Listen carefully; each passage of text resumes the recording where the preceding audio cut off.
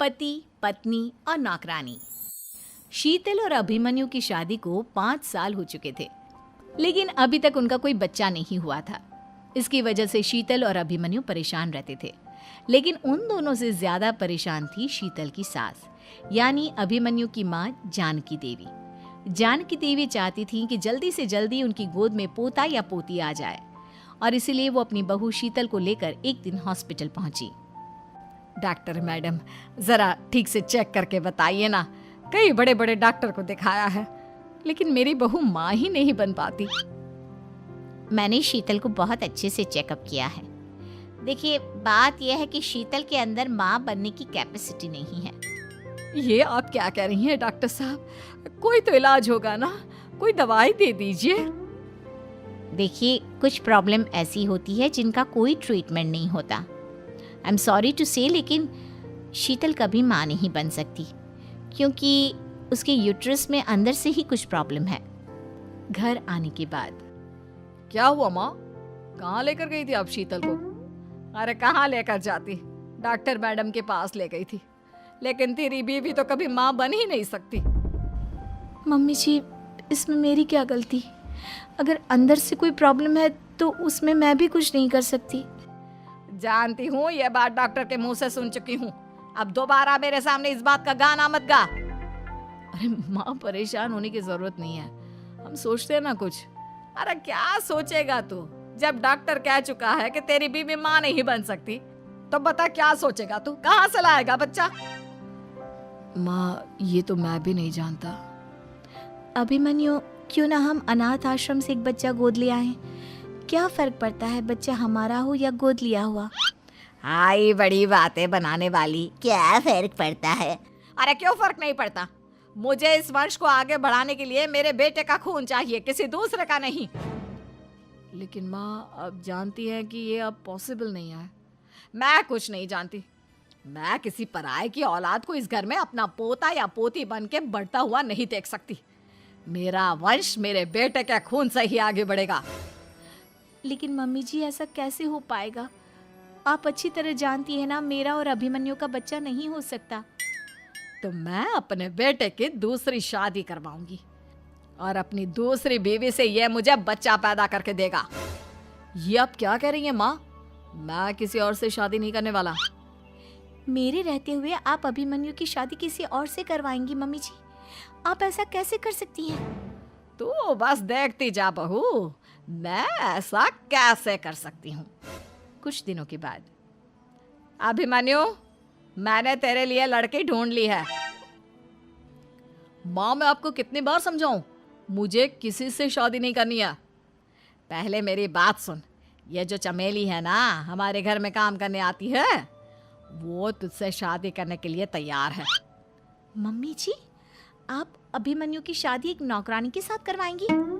वो इसलिए क्योंकि चमेली दिखने में बहुत खूबसूरत है, बच्चा भी सुंदर ही होगा।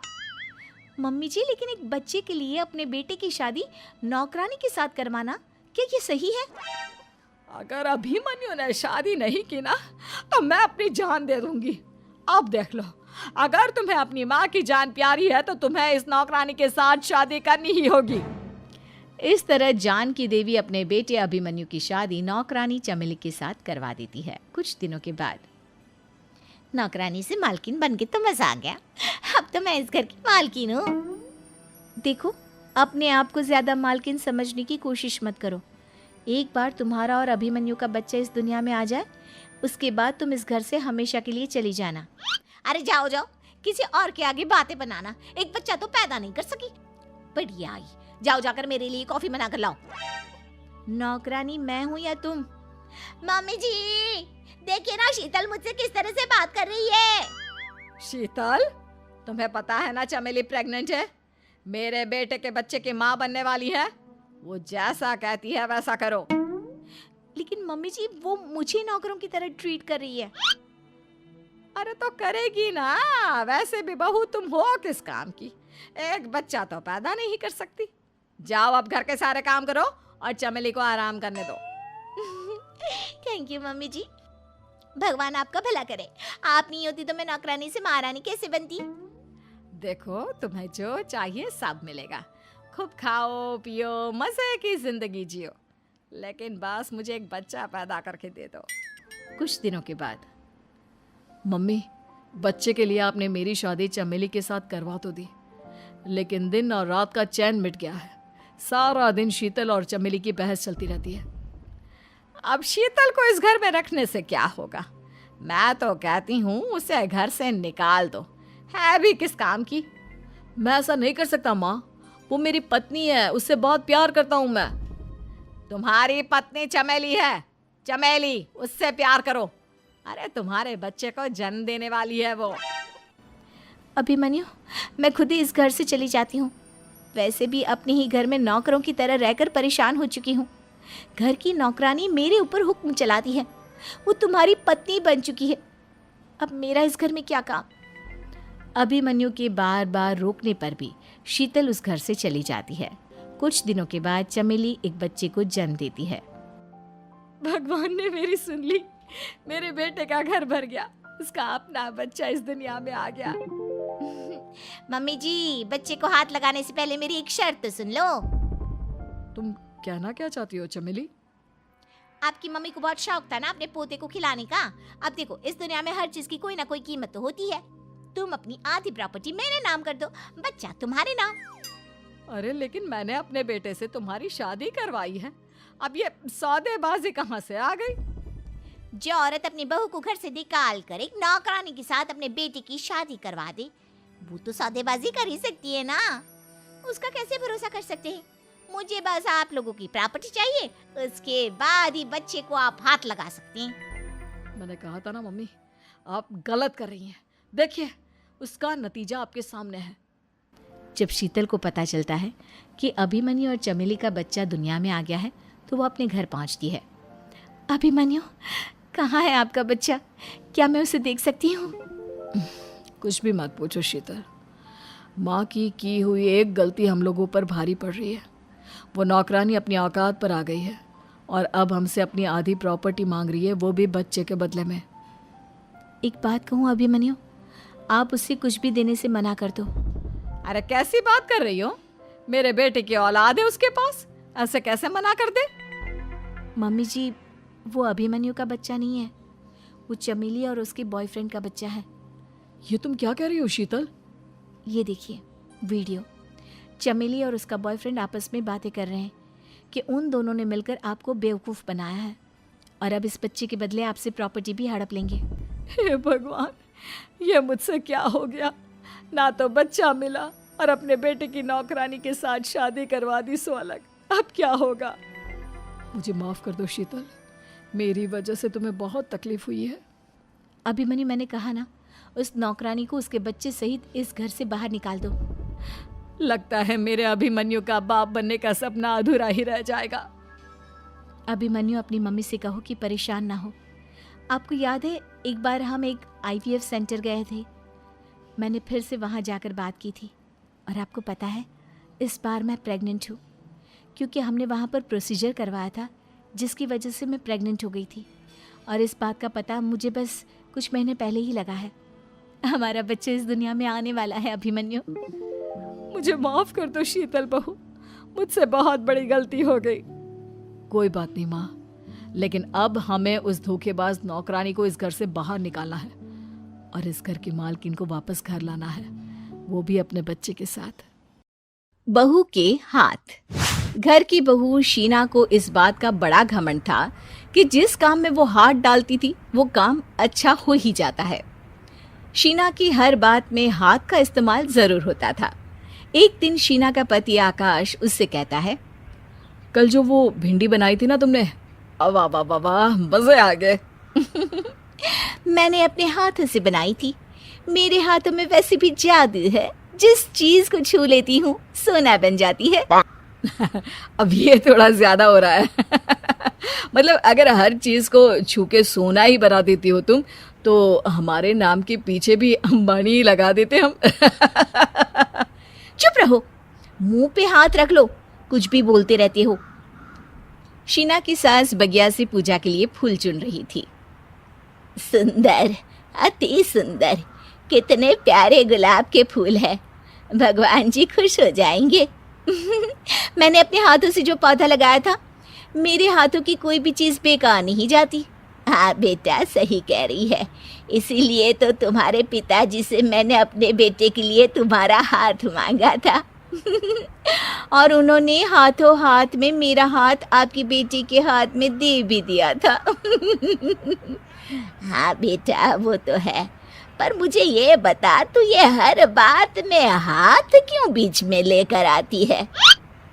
माँ जी, पंडित जी ने हाथ मेरा देखकर नैनीताल में कहा था कि मेरे हाथ जगन्नाथ हैं, मेरे हाथों से कभी कोई काम नहीं बिगड़ेगा। तो मेरे हाथों की तारीफ तो मुझे करनी पड़ेगी ना। हाँ हाँ, ठीक ही कह रही हो वैसे। तो मिलाओ हाथ इसी बात पर। शीना को न सिर्फ इस बात पे गर्व था कि उसके हाथ से सब अच्छा होता है, बल्कि घर के सारे काम भी वो पहले अपने हाथ से करती, फिर कोई दूसरा उन कामों को कर पाता। एक दिन शीना कपड़े धो रही थी। अरे घर में वॉशिंग मशीन है तो सही, खुद क्यों थक रही हो? कपड़े पहले मेरे हाथ से धुलेंगे, फिर वॉशिंग मशीन से। पहले हाथ की सफाई, फिर मशीन की धुलाई। अगर आज डाकू गब्बर सिंह होता ना, तो वो ये हाथ मुझे दे दे ठाकुर तुमसे जरूर कहता, और मैं तो दिलवा भी देता तुम्हारे हाथ। हर एक काम में हाथ बटाओ, ज्यादा जुबान न चलाओ, वरना दूंगी एक उल्टे हाथ से। क्या दोगी? कपड़े दूंगी, लो निचोड़ो। ऐसे ही एक दिन, अरे बहू, ये सोफे पर चढ़कर हाथ से पंखा क्यों घुमा रही हो? माँ जी, क्योंकि मेरे हाथ से घूमेगा तो ज्यादा अच्छे से हवा देगा।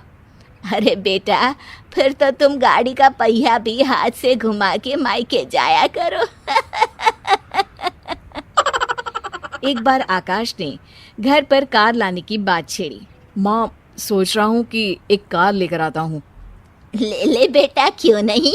अरे पैसे हो तो हवाई जहाज भी ले लेना। हाँ, पैसा तो हाथ का मेल है, ले लेते हैं। इस हाथ पैसे देंगी, उस हाथ कार ले लेंगी।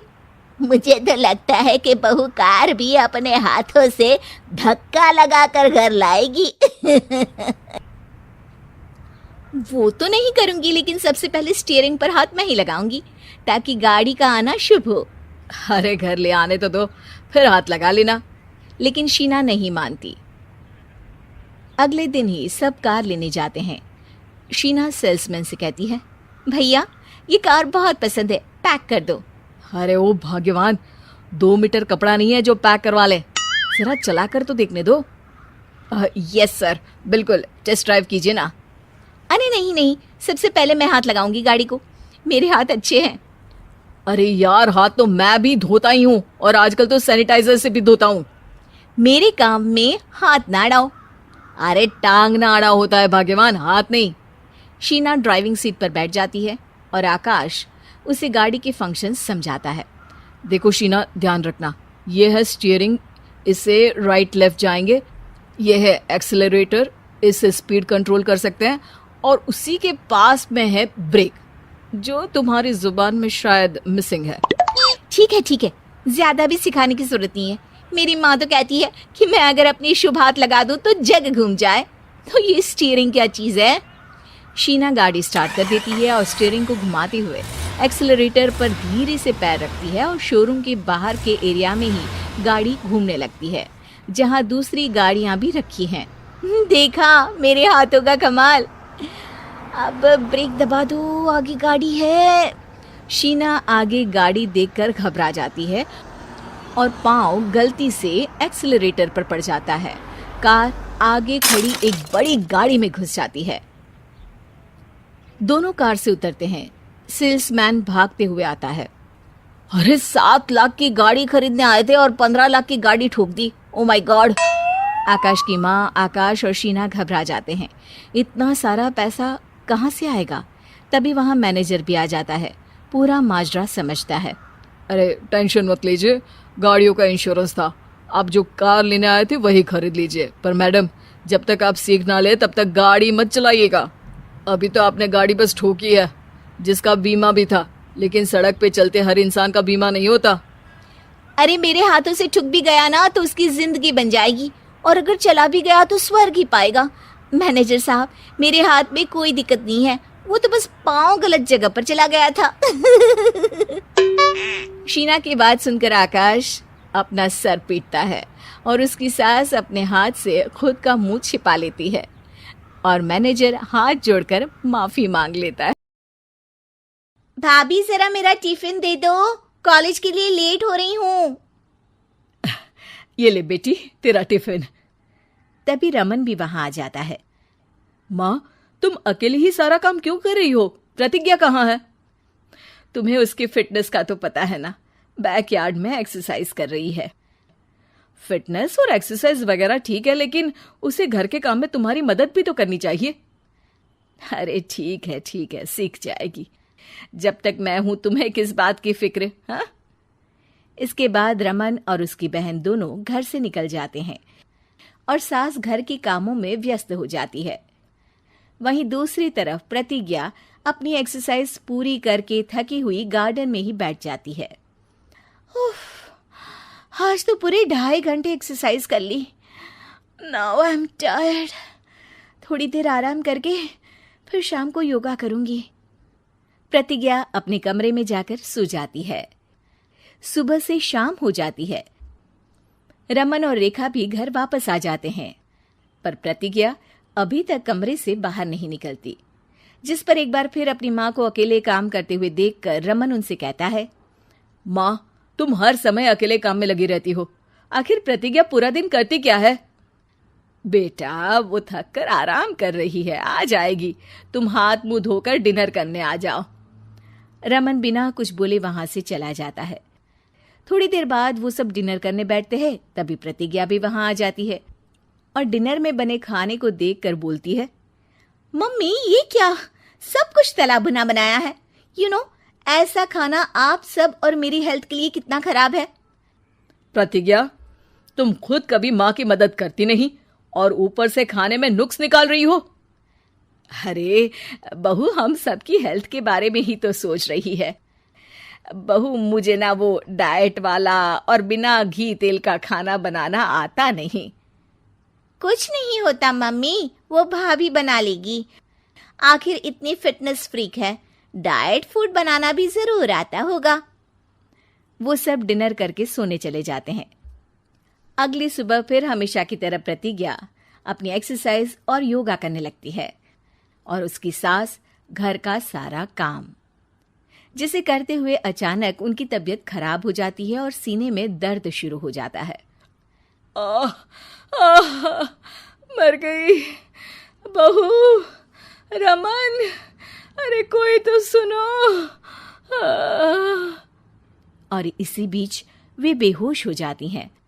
सास की आवाज सुनकर प्रतिज्ञा और उसका पति भागते हुए रसोई में आते हैं, जिसके बाद उन्हें लेकर अस्पताल जाते हैं। डॉक्टर प्रतिभा की सास का चेकअप करके कहते हैं, अरे इनका कोलेस्ट्रॉल लेवल तो बहुत हाई है और दिल भी कमजोर होता जा रहा है। इनका लाइफस्टाइल और खाने पीने की आदत बदलनी होगी। सिर्फ light and non oily food ही खाना है और कुछ समय तक पूरा रेस्ट, साथ में कुछ एक्सरसाइज या योगा करे तो अच्छा रहेगा। पूरी जांच के बाद डॉक्टर उन्हें घर भेज देते हैं। अब घर का सारा काम प्रतिज्ञा को करना पड़ता है, जिससे वो अपनी सास के साथ पूरे घर को डाइट फूड खिलाना शुरू कर देती है।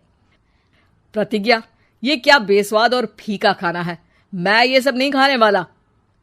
हाँ भाभी, बीमार तो मम्मी है, फिर हम ऐसा खाना क्यों खाएं? प्रतिज्ञा किसी की बात पर कोई ध्यान दिए बिना सास को बढ़िया एक्सरसाइज कराने के साथ कुछ ना कुछ गड़बड़ करते हुए घर का काम करती रहती है। एक शाम रमन प्रतिज्ञा से चाय मांगता है। ये लीजिए, पर मैंने इसमें चीनी थोड़ी कम डाली है। रमन चाय पीता है और तुरंत ही उसे दोबारा कप में पलट देता है। अर्र, कौन सा जहर है? अरे जहां खाने में नमक डालना होता है वहां डालती नहीं और इसमें नमक ही नमक भर दिया। उई माँ, सॉरी, मैं दूसरी चाय बना देती हूँ। अरे रहने दो, तुमसे फिटनेस का ध्यान रखने के अलावा और कुछ नहीं हो सकता। इसके बाद प्रतिज्ञा कपड़े धोने जाती है, जिसमें वो रंगीन और सफेद सब कपड़े एक जगह मिक्स कर देती है, जिससे एक कपड़े का रंग दूसरे पर चढ़ जाता है और उसी वजह से रेखा की नई ड्रेस खराब हो जाती है। भाभी, ये आपने क्या किया? मेरी नई ड्रेस थी, सारी खराब कर दी। सॉरी रेखा, मुझे पता नहीं था और मैंने सारे कपड़े एक साथ ही वॉशिंग मशीन में डाल दिए। जहां एक तरफ प्रतिज्ञा घर के हर काम में रोज कोई ना कोई ब्लंडर करती, वहीं सास को एक्सरसाइज कराने और हेल्दी फूड खिलाने में कोई कमी नहीं छोड़ती, जिस वजह से जल्द ही उसकी सास पहले से भी अच्छी हो जाती है। हेल्दी फूड तो ठीक है, पर बहू आज हम खीर बनाएंगे। मम्मी, मुझसे खाना तो ठीक तरह बनता नहीं, खीर कैसे बनाऊंगी? और अगर अच्छी नहीं बनी तो रमन गुस्सा हो जाएंगे। अरे कोई गुस्सा नहीं होगा, और देखना खीर भी बहुत स्वादिष्ट बनेगी। प्रतिज्ञा की सास उसके साथ रसोई में जाकर उसकी मदद करते हुए खीर बनाना सिखाती है, जिसे खाकर रमन तारीफ करते हुए कहता है, वाह क्या टेस्टी खीर बनी है, मजा आ गया आज तो। आज ये खीर प्रतिज्ञा ने बनाई है। क्या बात, आखिर तुम खाना बनाना सीख ही गई? पूरा तो नहीं सीखा, पर सीख रही हूँ। और इसमें मैं अपनी बहू की बिल्कुल वैसे ही मदद करूंगी जैसे इसने एक्सरसाइज करने में मेरी मदद की। अब प्रतिज्ञा घर के काम में सास की मदद करने लगती है और उसकी सास एक्सरसाइज में प्रतिज्ञा को कंपनी देने लगती है, जिस पर दोनों सास बहू की जोड़ी को देखकर रेखा और रमन भी इंस्पायर हो जाते हैं। आज के बाद हम भी आपके साथ एक्सरसाइज करेंगे। अब पूरा परिवार एक साथ एक्सरसाइज करके डाइट फूड खाने लगता है। लड़का बनी बहू। पूरे 28 साल का हो चुका था ऋषभ, लेकिन शादी करने को तैयार ही नहीं था। माँ बाप पूरी तरह से परेशान हो चुके थे। जब भी किसी लड़की का रिश्ता ऋषभ के लिए लेकर आते तो वो शादी करने से साफ मना कर देता, चाहे लड़की कितनी भी सुंदर, कितनी भी अच्छी क्यों ना हो। ऋषभ के माँ बाप को इसकी वजह समझ में नहीं आ रही थी। अरे ऋषभ बेटा, अच्छी खासी नौकरी लग गई है, दिखता भी इतना अच्छा है, आखिर बात क्या है, तुझे शादी क्यों नहीं करनी? देख, तू हमारा इकलौता बेटा है, अगर तू शादी नहीं करेगा तो कैसे काम चलेगा? लेकिन मैं शादी करना ही नहीं चाहता, मुझे कोई लड़की पसंद नहीं आती। अरे बेटा, अगर कोई लड़की तुझे पसंद हो तो उससे शादी कर ले, हमें कोई ऐतराज नहीं है। हाँ ऋषभ बेटा, अब देख तेरी माँ से भी काम नहीं होता, घर में एक बहू आ जाएगी तो कम से कम घर का माहौल भी अच्छा होगा और तेरी माँ को मदद भी मिल जाएगी। लेकिन मम्मी पापा कहाँ ना, मुझे लड़कियाँ पसंद ही नहीं आती। अरे लड़कियाँ पसंद नहीं आती तो क्या लड़का पसंद आता है? वो तो वक्त आने पर ही पता चलेगा। ऋषभ की बात सुनकर उसके माँ और पापा का सर चकरा जाता है। कुछ दिनों के लिए ऋषभ अपने ऑफिस के काम से शहर से बाहर जाता है और जब लौट कर आता है तो सामने का नजारा देखकर उसके माँ पापा बेहोश होते होते रह जाते हैं। अरे ये क्या, ये तुम्हारे साथ कौन है? माँ, ये दीपक है, मेरी पत्नी, हम दोनों ने शादी कर लिया है। दीपक तुम्हारी पत्नी कैसे हो सकता है? अरे दीपिका होती तो बात समझ में भी आती, ये तो लड़का है। तो क्या हुआ पापा, आजकल तो ये सब फैशन में है और मैंने आपको बताया था कि मुझे लड़कियां पसंद नहीं आती। अरे तो इसका मतलब ये थोड़ी है कि तुम दीपक को दीपिका बनाकर ले आओगे। मुझे बहू चाहिए, बहू के रूप में, ये आदमी नहीं। लेकिन मम्मी जी, मैं आपकी बेटे से बहुत प्यार करती हूँ, मेरा मतलब करता हूँ।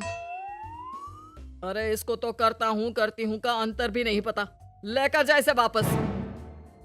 अगर आपने इसे घर से बाहर निकाला पापा तो मैं भी इसे के साथ चला जाऊंगा। मैं ऋषभ के बिना जी नहीं सकती, मेरा मतलब जी नहीं सकता। हमारा जिंदगी भर का साथ है, प्लीज हमें अलग मत कीजिए मम्मी जी, पापा जी। हे भगवान, ये तूने क्या दिन दिखाया, मेरे बेटे को थोड़ी अकल दे दे, लड़के को बहू बनाकर घर में ले आया है। अब क्या होगा, हम दुनिया को क्या मुंह दिखाएंगे? माँ बेकार में परेशान हो रही हो, दीपक आपके सारे काम करेगी और एक अच्छी बहू की तरह आपके साथ रहेगी, देखना। पहले तो खुद तो क्लियर कर ले कि यह कुछ करेगा या करेगी, बाद में हम सोचते हैं कि हम क्या करें। बहू के आने के बाद क्या करते हैं, मुंह दिखाई की रस्म, तो आप भी वही कर लीजिए। आप चाहे तो मैं पूरे मोहल्ले में न्योता दे आती हूँ। अरे रहने दे, तेरी वजह से बेइज्जती और ज्यादा होगी। आई बड़ी, अब मेरा मतलब है आया बड़ा न्योता देने वाला। अगले दिन सुबह के वक्त दीपक बड़ी नजाकत से चलता हुआ सबके लिए चाय बनाकर सुबह सुबह बालकनी में आ जाता है। प्रणाम मम्मी जी, प्रणाम पापा जी। ये देखिए, चाय बिल्कुल आपकी पसंद की है। मुझे ऋषभ ने सब कुछ बता दिया था कि आपको क्या क्या पसंद है। हे भगवान, ये सब क्या हो रहा है? ये क्या नौटंकी है? नौटंकी कहाँ है? माँ देखिए तो, मेरा दीपक आपका कितना ख्याल रख रहा है। लाओ, अब जो भी है जैसी भी है चाय पियेंगे ही सही। थोड़ी देर के बाद वैसे दीपक, चाय तो तुमने बहुत अच्छी बनाई है। चलो कुछ तो अच्छा हुआ। अगले दिन अजी सुनते हैं, आज पैरों में बड़ा दर्द हो रहा है। लग रहा है घुटनों में फिर से कुछ न कुछ प्रॉब्लम हो रही है। डॉक्टर ने वो दवाई दी थी, उसकी मालिश करो ना अपने घुटनों पर, आराम मिल जाएगा। वो क्या है ना, खुद के हाथों से ठीक से मालिश नहीं हो पाती। अरे मम्मी जी, आपको परेशान होने की क्या जरूरत है? मैं हूँ ना, लाइए मैं आपके पैरों पर मालिश कर देता हूँ। मेरा मतलब कर देती हूँ। अरे रहने दे। घर में बहू होती तो सेवा करती, यहाँ तो आदमी बहू बनकर बैठा हुआ है। मम्मी जी नाराज मत होइए, एक बार मुझे मौका तो दीजिए आपकी सेवा करने का। अच्छा ठीक है, ये ले दवाई लगा दे। दीपक बहुत अच्छे तरीके से घुटनों की मालिश करता है। थोड़ी देर के बाद इतना आराम मिल रहा है क्या बताऊं। ऐसा लग रहा है मेरे घुटनों में कभी तकलीफ थी ही नहीं। लगता है तुम्हारी लड़का बनी हुई बहू तुम्हें पसंद आने लगी है।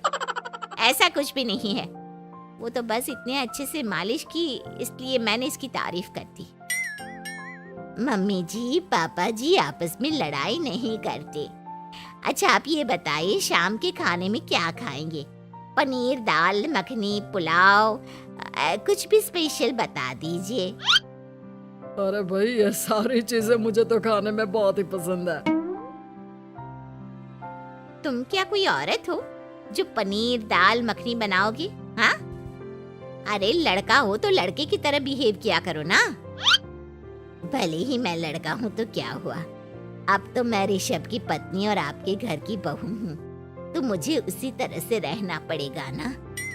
अच्छा ठीक है, जो तुम्हें पसंद है बना लो। आदमी रसोई में खाना बनाते हुए कैसे लगते हैं, जरा मैं भी तो देखूं। शाम को दीपक सबके लिए अच्छा सा खाना बनाकर डाइनिंग टेबल पर लगा देता है। ऋषभ ऑफिस से जब लौट कर आता है, सब लोग खाना खाने के लिए बैठ जाते हैं। अरे वाह, क्या गजब का पनीर और दाल मखनी बनाई है। ऐसा जायका तो होटल के खाने में भी नहीं आता। दीपक, कितना अच्छा खाना बनाती हो, मेरा मतलब बनाते हो। तुम्हारी इसी अदा की वजह से तो मुझे तुमसे प्यार हो गया।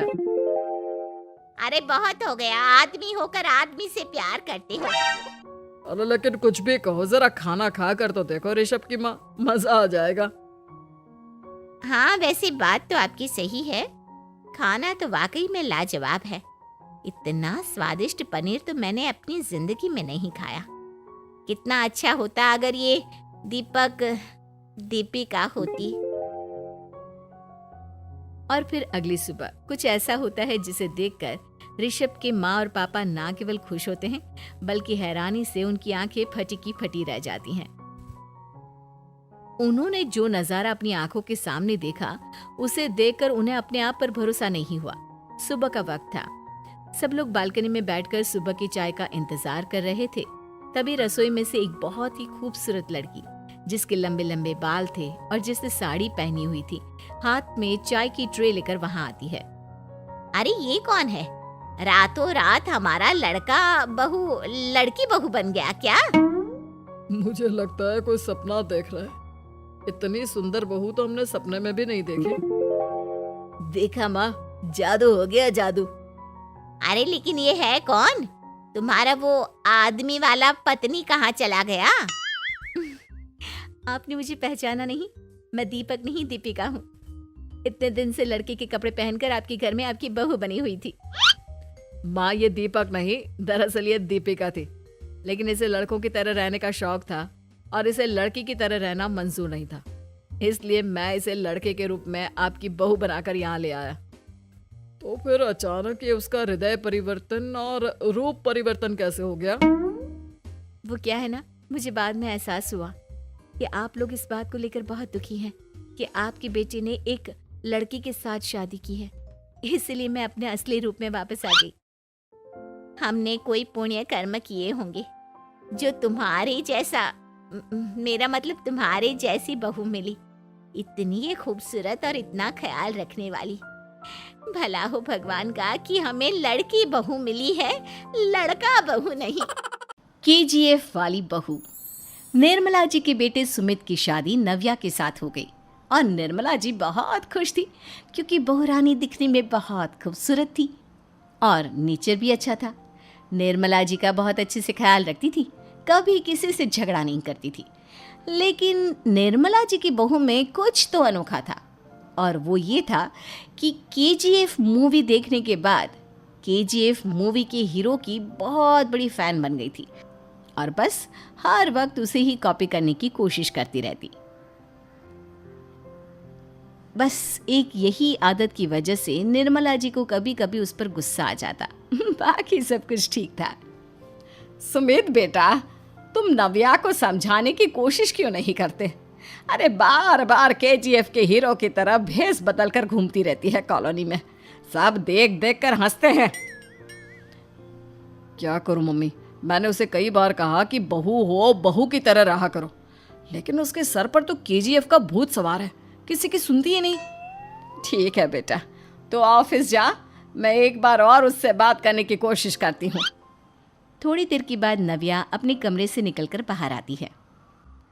अरे बहू, ये क्या, तुम फिर से केजीएफ की एक्टर बन गई?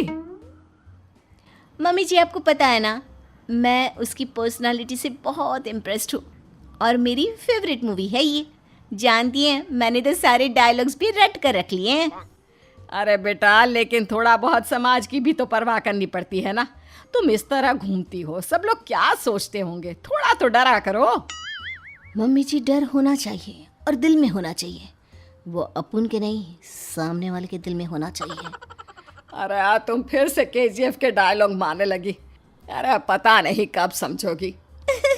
डोंट वरी मम्मी जी, मैं अभी आपके लिए गर्मा गर्म कॉफी बना कर लाती हूँ, उसके बाद आपकी सारी टेंशन रफू चक्कर हो जाएगी। कुछ दिनों के बाद। नव्या, नव्या कहाँ हो तुम? मैं यहाँ हूँ। अरे क्यों इस तरह केजीएफ का हीरो बनकर घूम रही हो? कभी तो मेरी बीवी बनकर रह लिया करो। छोड़ो ना सुमित। अच्छा बताओ, मुझे आवाज़ किस लिए दे रहे थे? क्या बताऊँ यार, मेरे बॉस ने मुझे इतना काम दे दिया ना, पूरी तरह से परेशान हो गया हूँ। ऐसा लगता है ऑफिस नहीं, युद्ध पर जाता हूँ। अरे बेटा, परेशान क्यों होता है? ला, मैं तेरा सर दबा देती हूँ, दुखी मत हो, काम तो सबको करना ही पड़ता है। लेकिन मम्मी, ऑफिस में आजकल बहुत काम रहता है, थक जाता हूँ मैं। जानता है बेटा, जब तू छोटा था ना, तो मैं ऑफिस और तुझे संभालने का सारा काम करती थी, तब मुझे भी ऐसा ही लगता था। लेकिन कुछ दिनों के बाद सब ठीक हो जाएगा बेटा। सही कह रही है मम्मी जी, तुम अपने आप को ऑफिस में काम करने की वजह से योद्धा समझते हो, लेकिन जानते हो, इस दुनिया में सबसे बड़ा योद्धा एक माँ होती है। अरे ये डायलॉग तो मैंने कहीं सुना है। जरूर सुना होगा, केजीएफ फिल्म का डायलॉग, भला किसने सुना नहीं होगा? हे भगवान, कोई मेरी बीवी के सर से केजीएफ का भूत उतार दे। कुछ दिनों के बाद। नव्या, सुमित तो ऑफिस चला गया, एक काम करते हैं, हम दोनों मार्केट चलते हैं, मुझे कुछ शॉपिंग करनी थी। ठीक है मम्मी जी, मैं अभी तैयार होकर आती हूँ। थोड़ी देर बाद नव्या फिर से केजीएफ फिल्म के हीरो की तरह गेटअप रखकर आ जाती है। अरे तुम फिर से ये बन गई। चलिए ना मम्मी जी, आप जानती है ना, मुझे ऐसे रहना बहुत पसंद है। प्लीज़ प्लीज़ प्लीज़ मम्मी जी। अच्छा ठीक है, चलो। मार्केट में निर्मला जी को उनकी एक सहेली मिलती है। अरे निर्मला, ये तुम किसे साथ में लेकर घूम रही हो? लगता है फिल्म का हीरो निकलकर तुम्हारे साथ आ गया है। मेरी बहन क्या बताऊं, ये फिल्म का हीरो नहीं है। अच्छा, ये तुम्हारा बेटा होगा। बहुत दिनों से देखा नहीं ना, इसलिए पहचान नहीं पाई मैं।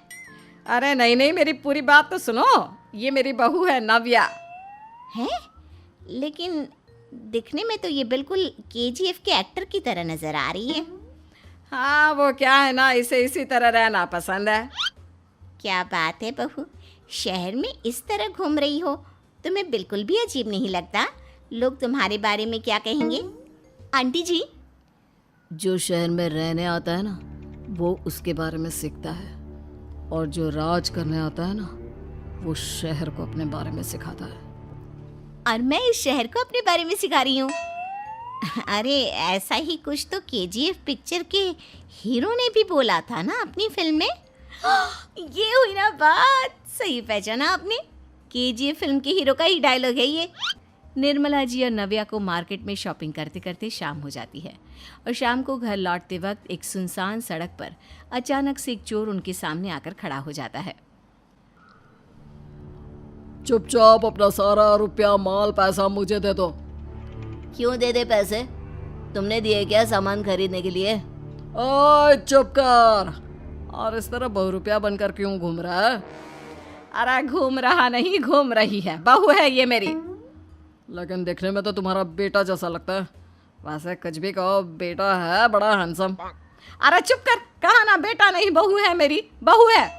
अच्छा ठीक है, तो ऐसे कहता हूँ, तुम्हारी बहू बहुत हैंडसम है।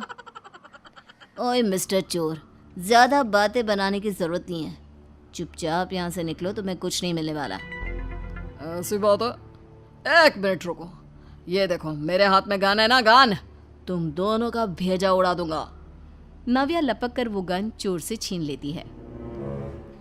ट्रिगर पे उंगली रखने वाला हर कोई शूटर नहीं होता, और उनकी औकात उनको चाहने वालों के अलावा और कोई समझ नहीं सकता। क्या बोले रे? ये लाइन तो मैंने कहीं सुना है। अरे सुना होगा, जरूर सुना होगा, क्योंकि केजीएफ फिल्म तो सबने देखी है ना। मेरी बहू तो दिन में 4-4 बार देखती है, उसी का डायलॉग है ये। अरे वाह आंटी जी, बहुत कमाल की है आपकी बहू। चलता फिरता केजीएफ का एक्टर ही लगती है। एक काम करो, अब तुम यहाँ से चलते फिरते बनो, वरना तुम्हारी ये जो नकली गन है ना, इसी से नकली गोली चलाकर तुम्हारा नकली भेजा उड़ा दूंगी। चोर डर के मारे वहां से भाग जाता है। कुछ दिनों के बाद एक दिन सुमित नव्या से कहता है, नव्या, मेरे कुछ दोस्तों ने शहर के बाहर जो बड़ा सा गार्डन है ना, वहाँ पर गेट टुगेदर का प्लान बनाया है। तुम भी सही वक्त पर रेडी हो जाना, हम भी चलेंगे। रेडी होने में तो मैं माहिर हूँ, और आप तो जानती ही है ना मैं कैसे रेडी होती हूँ। नव्या प्लीज, इस बार मेरी बीवी की तरह बनकर तैयार हो जाना। केजीएफ का एक्टर फिर कभी बन लेना। नहीं सुमित, मैं तुम्हारे दोस्तों से पहली बार मिल रही हूँ।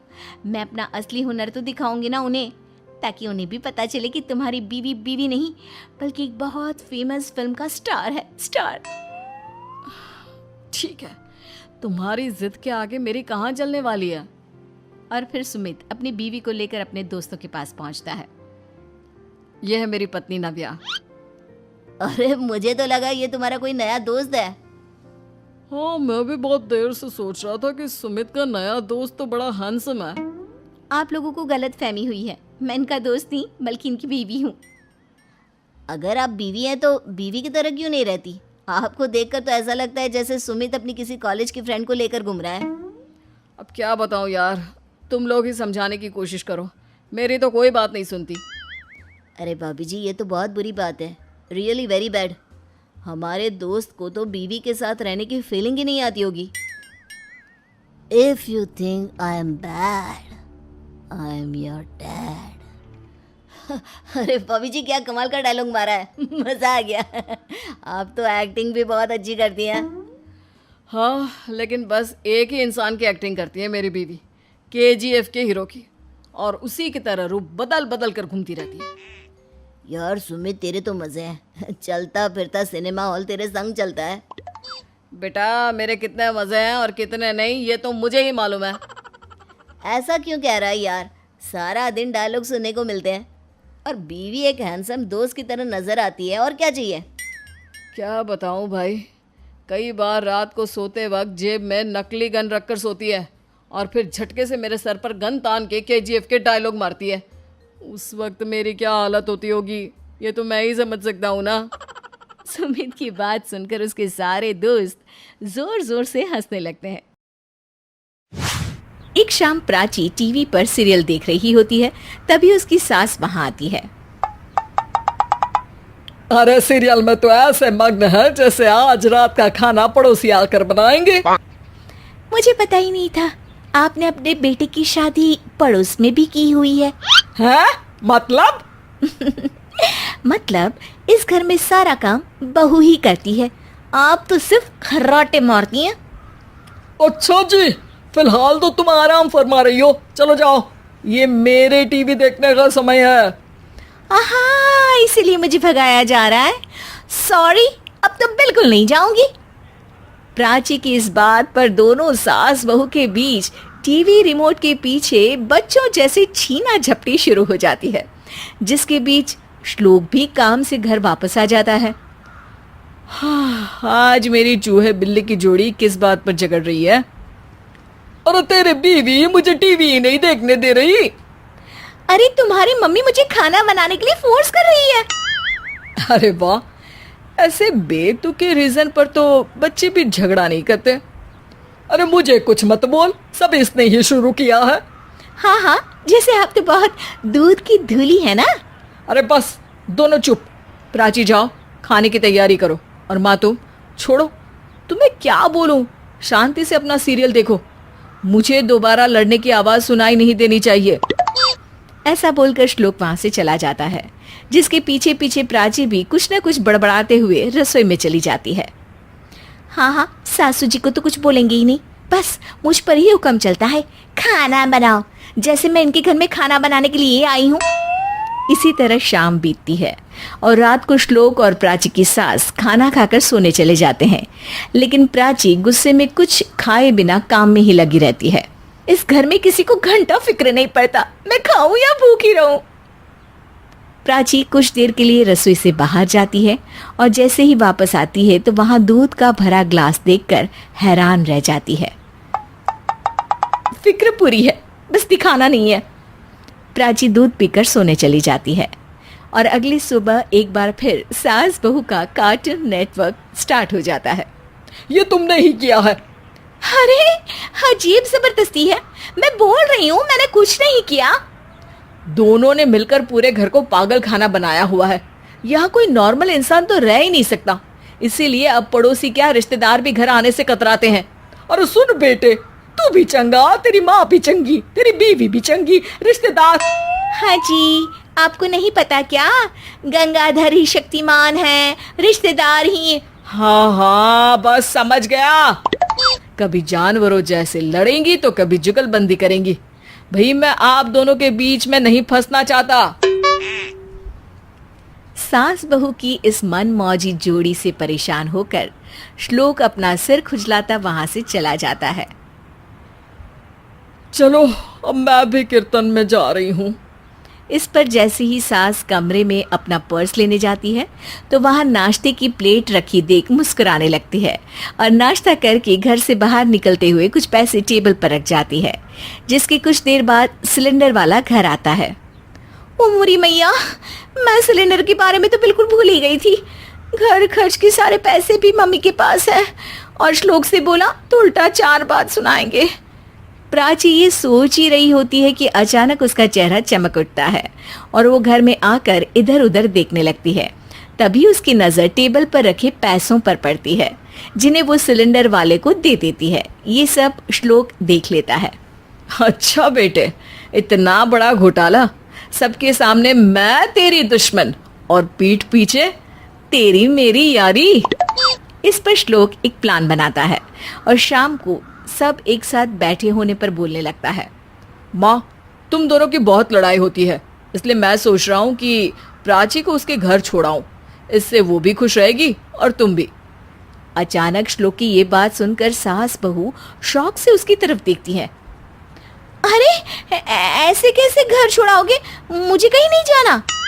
अरे तुमने बोला नहीं पर मैंने सुन लिया, तुम्हें मम्मी के साथ रहना अच्छा नहीं लगता, मुझे पता है। अरे वाह, अरे जब बहू खुद कुछ काम बोले तो वो तुझे सुनता नहीं, और अब जो इसने बोला ही नहीं वो तू समझ गया। जब उसे नहीं जाना तो फिर जबरदस्ती क्यों कर रहा है? अच्छा, फिर आपको मौसी के घर छोड़ाता हूँ। बस अब आप दोनों एक घर में एक छत के नीचे नहीं रह सकती। मैं इस टॉम एंड जेरी की जोड़ी को और नहीं झेल सकता। है?